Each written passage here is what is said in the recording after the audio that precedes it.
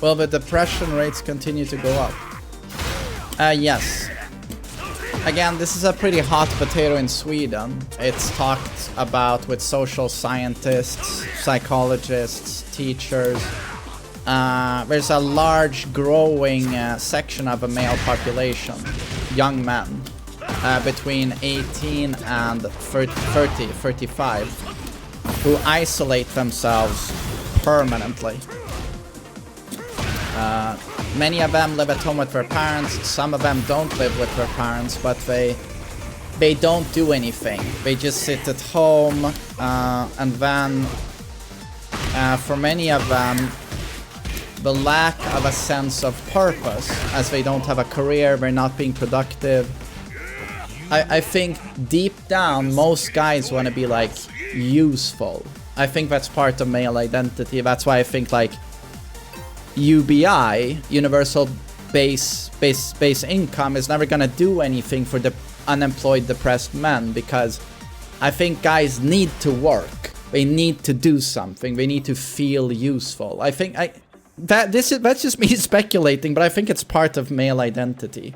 This is a hot topic in Sweden. The huge increase, for example, in young men or men who are virgins in Sweden. The last 10 years, the last decade, it's doubled. There's actually a good, decent enough chunk now of males in Sweden who are, 30 years old, who are virgins. And then you can start talking about what does that kind of sexual frustration do to a guy. Say you already have some form of social anxiety.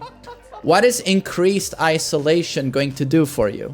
The problem is just gonna multiply, and eventually it is going to lead to you getting clinically depressed. And then a lot of guys find themselves in, this super negative bubble where you sit at home alone and you have the most negative thoughts imaginable about yourself. You're constantly just dismissing yourself in your own head, and now there's almost no way out. And I'm assuming it's many of these guys we see take out their frustration online because they don't go out and they are trapped in their own abyss. They sit at home and it's like their own head is their own hell.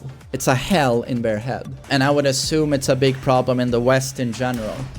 A growing section of young men who live in sort of a parallel society, and they have no interaction with main society. It's a very difficult problem because just like almost any awful life situation or terrible addiction or terrible life choice, outside pressure is not going to do a whole lot.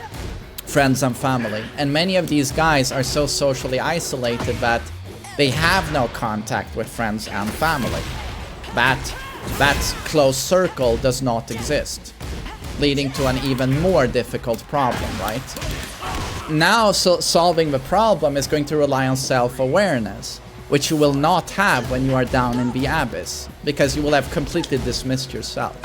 You would have said, you will do definitive sweeping statements about yourself when you are at your most vulnerable and negative.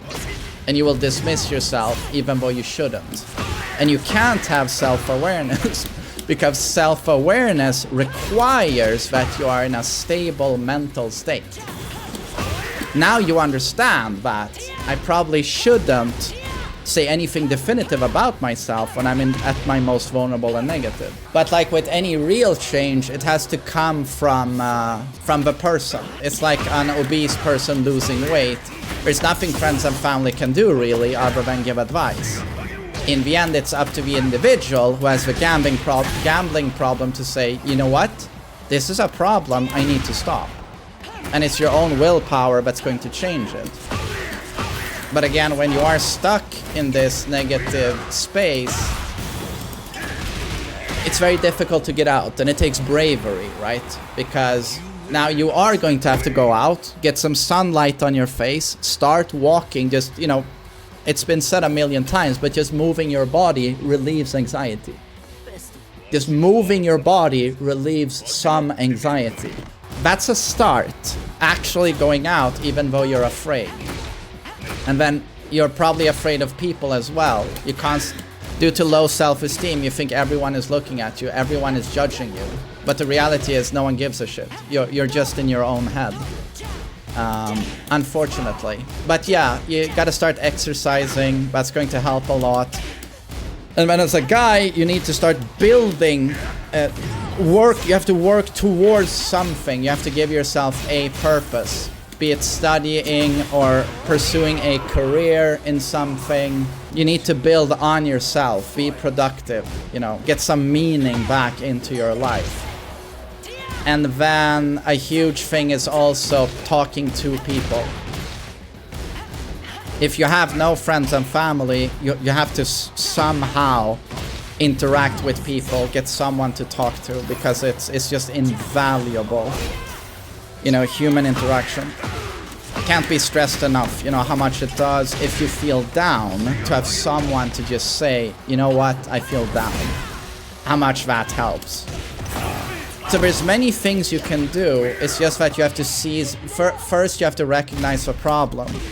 And then seize the opportunity. And even though it's super difficult and you're afraid, to just break the vicious cycle and start working towards something better. Some of the guys who find themselves in this space, they turn into an incel. Because they don't blame themselves. They always blame the outer circumstance. None of this is my fault. Oh, I had a setback, and now I just locked myself indoors because the setback hurt me so much. It killed all of my self-esteem. And that killed my self-esteem. And it's like, you know, when you have a setback in life, the healthy thing to do is to go, you know what, that fucking sucked. You can even have a tough enough setback, you know, where you get dumped. Maybe you get fired from your job and you're allowed to cry a little bit if you want to. Nothing wrong with that. But the next day, or say a week later, you try again. You dry your tears, you stand back up again, and now you try again.